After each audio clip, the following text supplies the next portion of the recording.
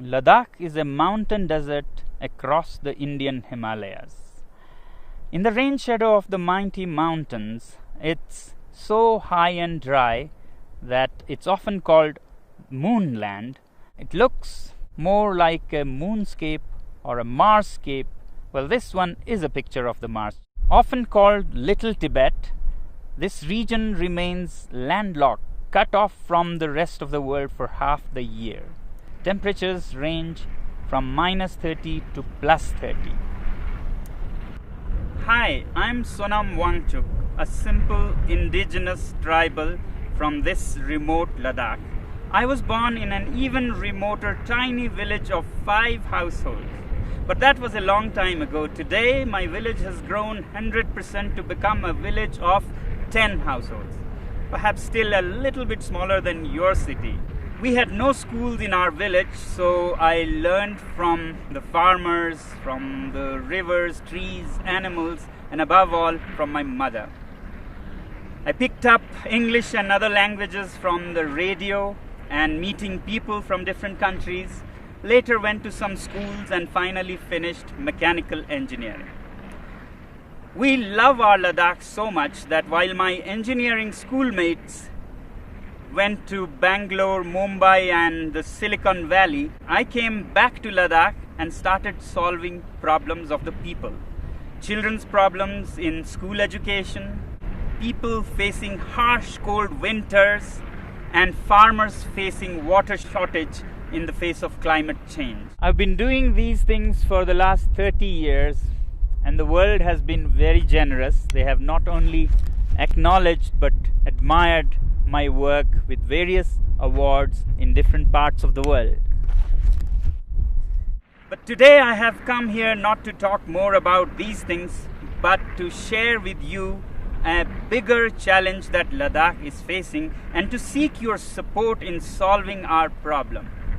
Yes, you can solve our problem, and not only that, you have the power to even avert a world war. Let me explain how. This is Ladakh. You see the famous Indus River flowing, and over there the dark mountains. Across that are the valleys of Nubra and Changtang, where we share our border with Tibet, which is now occupied by China. You may have heard that for the past few weeks, Chinese army has intruded deep inside Indian territory. This has been happening over years, and our shepherds who raise the famous Kashmir goats have lost a lot of their pastures and are in deep trouble. Now, the Indian army is there in large numbers across those mountains, matching China's soldier to soldier, bullet to bullet. But I don't think that is a solution. Both these countries are nuclear powers. And push comes to shove, India doesn't need all of its 160 nuclear weapons to raise all Chinese cities, and vice versa. And that could soon escalate into a full-fledged world war, World War III. Therefore, I have come to seek your support in solving this. You, my friends, have the wallet power, which in this case can even diffuse a bullet war between different countries. Let me explain how. To understand your power, let's first understand what China is doing and why and when. Although China claims that Indian soldiers intruded into its territory, it could not be a coincidence that at the same time, in the months of April and May, Vietnamese decide to bother China. Taiwan and the US Navy also decide to bother China. And the timing is important. This is the time when the whole world is dealing with the pandemic. Who would even think of border disputes? But one country has serious reasons to do that, and that is China. China, being a totalitarian regime, fears not so much the bullet power of India or the US. What it fears most is its own people. The 1.4 billion people that work like bonded laborers without many rights and enrich this regime, when they are angry, there's a situation for an uprising, a revolt. And today, after the COVID pandemic, people in China are furious with their government for how they handled the pandemic. Chinese businesses are shut, factories are shut, unemployment reaches 20%. And it's time for an uprising. And that's when China picks up fights with several of its neighbors to divert the attention of angry citizens from the economy to nationalism. And this is not the first time China is doing this. From 1958 to 62, during the worst Great Chinese Famine, when people in China were very, very upset, Mao decided to invade India.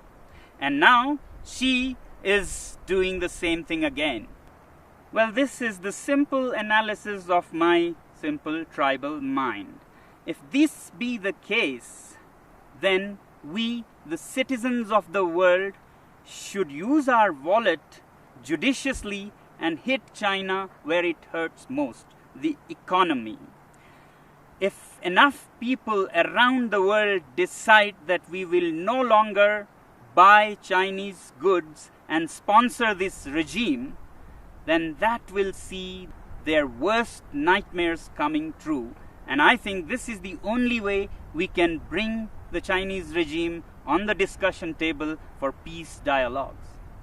We must always clearly remember that when we say China, it's the regime and not the civilization, not the people. In fact, the Chinese people are themselves the greatest victim in this. And that's why, my friends, I've come to seek your support. We use so many Chinese products, software, hardware, from apps and software that sends millions and millions of dollars to China to products like clothing, phones, computers.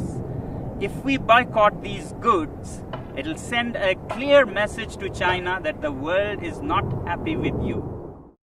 But is it right to boycott goods from a particular country? When normally not, when it is among equal partners. But my simple tribal mind says that China is not a normal country. If the world was a club of peaceful sheep, China is a wolf in sheep's clothing. It doesn't respect the rules of the game. It's a totalitarian regime run by a clique. It's not representative of its people. In fact, its people are just an instrument for its expansionist ambitions. It doesn't respect international customs or bodies like the WHO, and we saw because of its behavior how the COVID spread so much and caused so much suffering. Yet, we, the people of the world, also have double standards. We overlook everything and just want trade with it. In 1947, China gobbled up Inner Mongolia. We were silent. We wanted trade. Later, Tibet, with its 6 million Tibetan Buddhists, were annexed.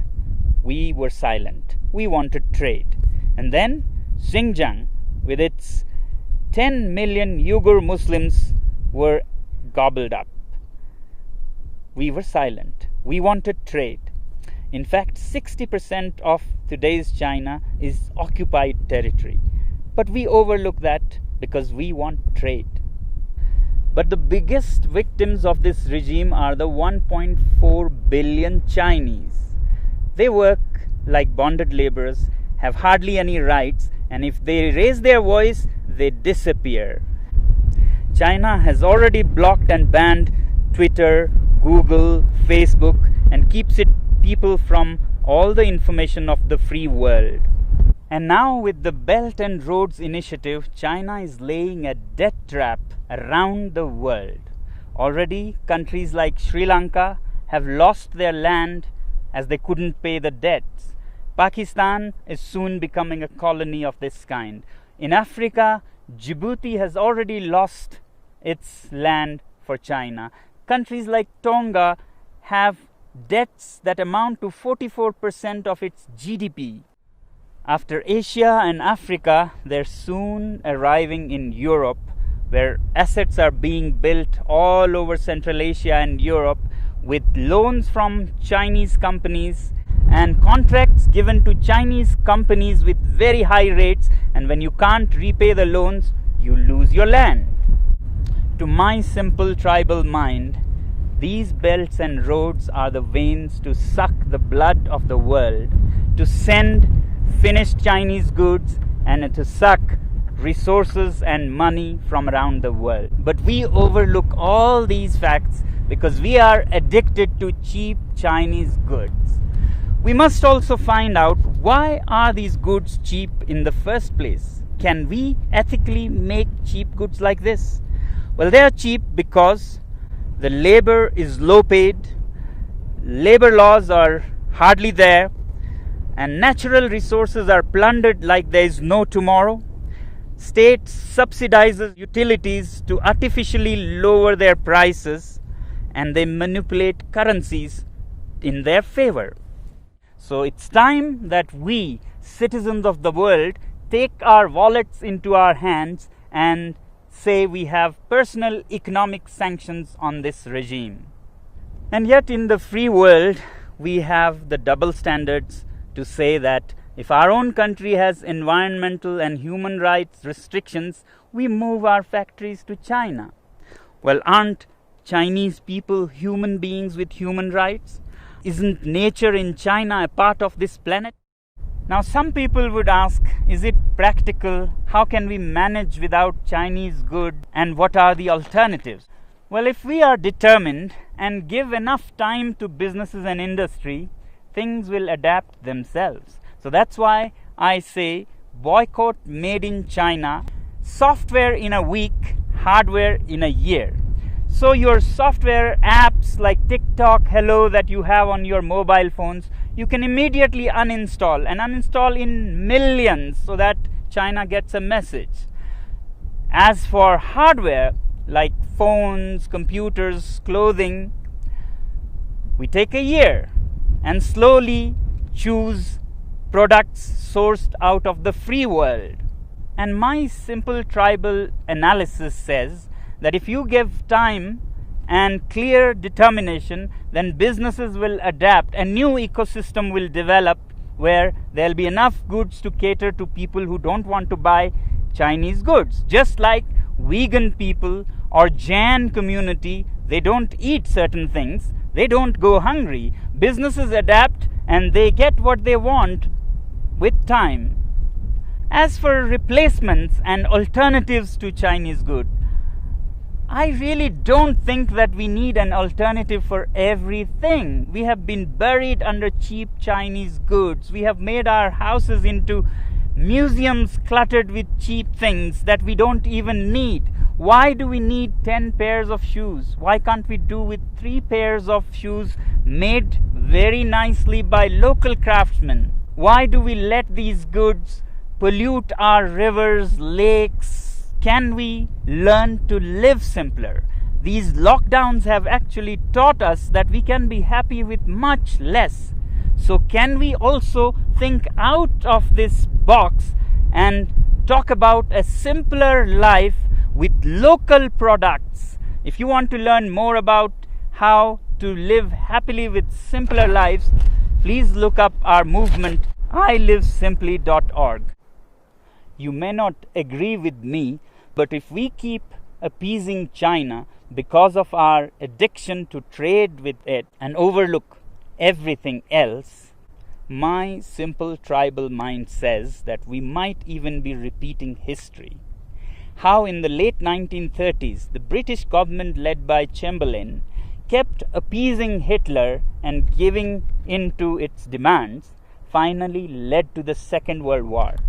If we continue on the same path, we might either be leading the world to a third world war or a world dominated and colonized by China.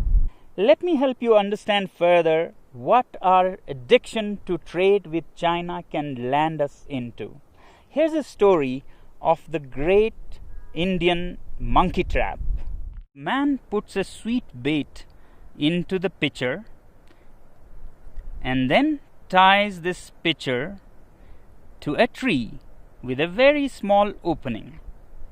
And the monkey comes, puts his hand into the pitcher, grabs the sweet. As it closes its fist to grab this bait, the opening is so small that a closed fist cannot come out of its mouth. But the monkey does not understand that all it has to do is let go of its little booty to free itself from slavery. It struggles and struggles to get its hand out, but doesn't open its fist and let go of the bait.